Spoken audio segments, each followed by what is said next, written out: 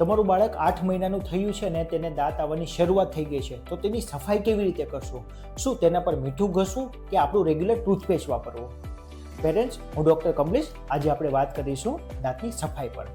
દાંતની સફાઈ પહેલા દિવસથી શરૂ કરી દેવી જોઈએ, કારણ કે નાનું બાળક વારંવાર દૂધ પીવે છે ને દૂધમાં રહેલી શુગર એ દાંતમાં જમા થાય છે અને દાંતમાં સડો કરી શકે છે, કેમ કે તેમાં ફ્લોરાઇડનું પ્રમાણ ખૂબ જ વધારે હોય છે અને બાળક તેને ગળી પણ શકે છે. પરંતુ ફ્લોરાઇડ વગરનું ટૂથપેસ્ટ દાંતના સડાને તો રોકી નથી શકતું.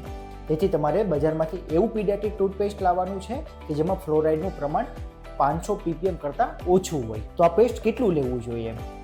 તમારે આવા નાના બાળક માટે ટૂથપેસ્ટ માત્ર એક ચોખાના દાણા જેટલું જ લેવાનું છે. એટલું પેસ્ટ લેવાનું છે કે જે બાળક ગળી પણ જાય તો પણ કંઈ નુકસાન થતું નથી. બ્રશ હંમેશા સોફ્ટ બ્રિસ્ટલવાળું જ વાપરો અને દિવસમાં 2 વાર વાપરો.